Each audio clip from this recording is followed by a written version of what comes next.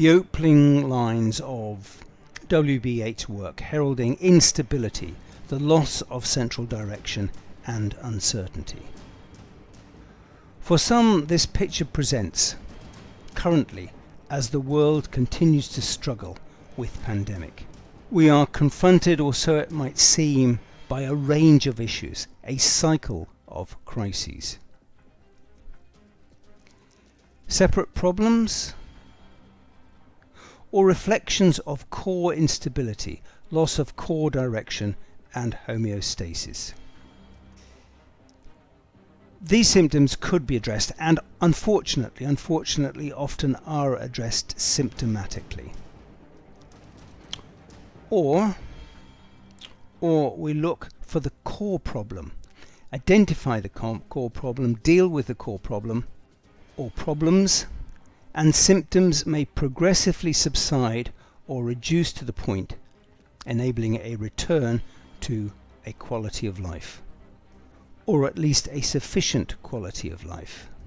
Failure to address the core problems may translate to death, but more commonly to chronic and wearing illness, significant disability and underperformance. This applies both individually and collectively to the social body, or indeed to a country. Many of us will know at least something of Lorenz's theory of the butterfly effect, thought to produce instability and an inability to manage the effects of even the butterfly's beating wings, and its perceived translation to resulting chaos. Alternatively, one could interpret a theory as indicative of cause and effect. Perhaps the principle espoused across history of action and reaction, the quality and importantly the intent of the action, and how this translates to the quality of the effect. Britain has a unique history, both good and bad, and often in current times interpreted by many writers and theorists rather negatively, and I would use by way of example Malik writing in 2018.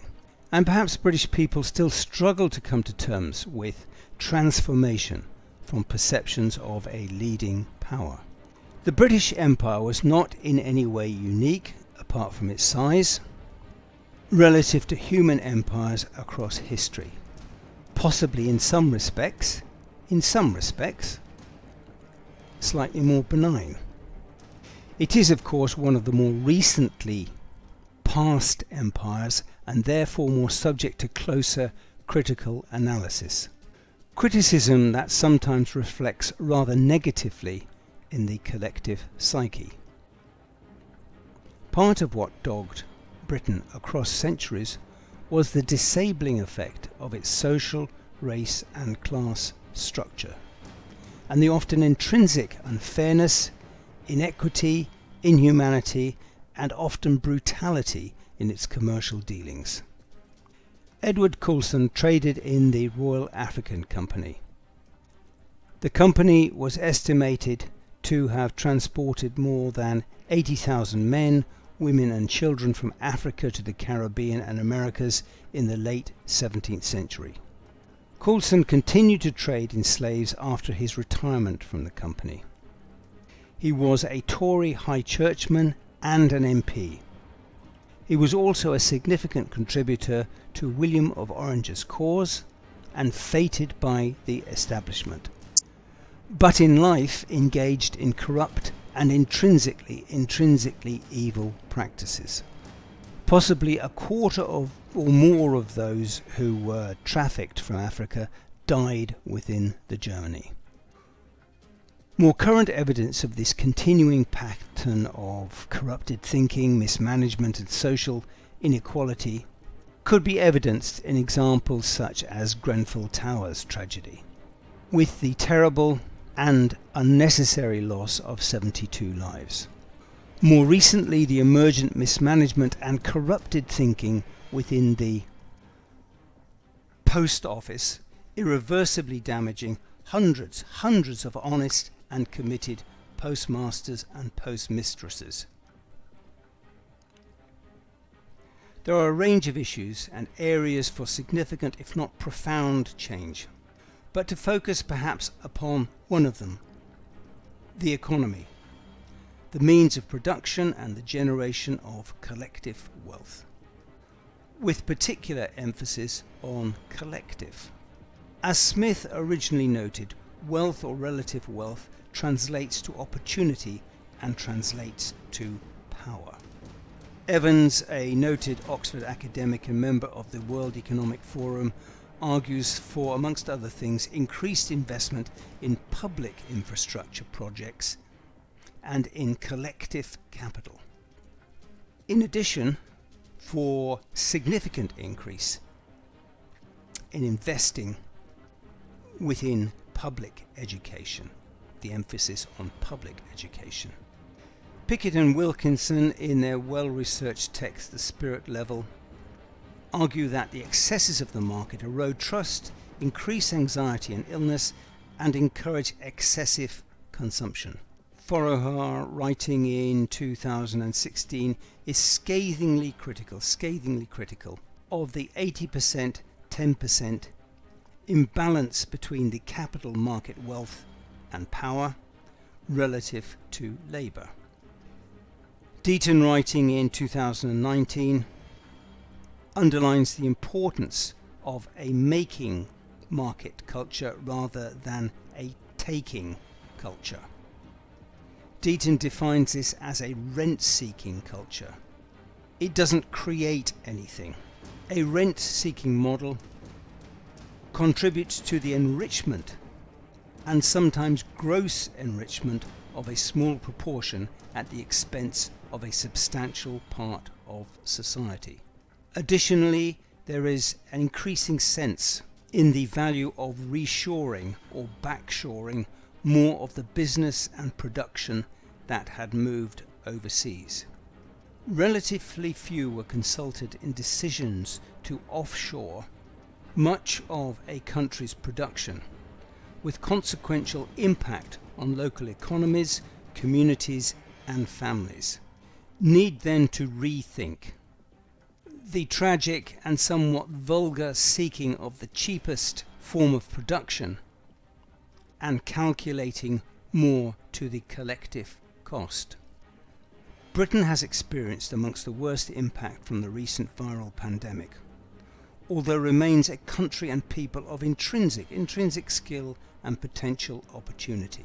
Jensen, Novak, Bentley, and many others argue that peoples are very much defined by the patterns of their social environment, emphasizing the unique social, collaborative, and cooperative characteristics of the human and the human psyche. Although this is capable of distortion and corruption through the process of nurture. Arafin and others, writing in 2018, suggests that the way many people behave reflects more on the society in which they have been socialized rather than upon intrinsic human nature. Arafin's work reflects a number of other studies and indeed the arguments of many philosophers across the ages. In Mary Douglas's seminal work Purity and Danger, written in 1969, together with work by writers such as Shaw and Turner, the concept of liminality is presented and defined as the threshold of potential change, the doorway marking separation from the past or previous condition and structures through the doorway of liminality and reassimilation within a changed setting and context. The liminal experience presents as rather ambiguous, disorientating. Previous historical status may be lost in transition to the new status and the new role. The new role presents new and potentially exciting structures together with new and unique opportunities. Thomason, writing in 2019, suggests that the period of transition or liminality can extend across decades, although there is a defined point of actual transition. Britain has perhaps been facing or experiencing that process of liminality from the 1940s, if not perhaps earlier, before or at the outbreak of the First World War. And the current and devastating viral pandemic could then represent a significant marking in that transition. The second coming might be feared by some as the end of the world, or perhaps could be interpreted as the end of the known world or known experience of time. A new order could present the opportunity for more sylvan forests, both metaphorically and indeed practically. A slower approach to understanding and use of time. More human engagement, a cleaner environment that reflected a deeper understanding of and relationship with nature. And importantly, a generally healthier and more holistic approach to life and living. This perhaps contrasted with what presented as an accelerated, destructive road which the world and indeed Britain appeared to be on for the last few decades. Particularly the series of crises that Britain and indeed parts of the world has faced presents a unique opportunity as we face a turning point in history. We are not in competition with nature, or indeed with each other. Deep and critical lessons need to be learned, applied and structured into our educative system. A time to engage collectively with a deep and critical clear vision of what we would like to achieve collectively in life. Working with a system of economics that served society rather than the reverse, and importantly, a system more guided by the creative hand of the universe. The Creator has always been intrinsically involved with life, but perhaps now intends a more defined and a more directed role. We must seek that direction, or we will individually suffer the consequences of that failure to listen. I am Dr. John Power. I'm based in Northern Ireland, and thank you for listening.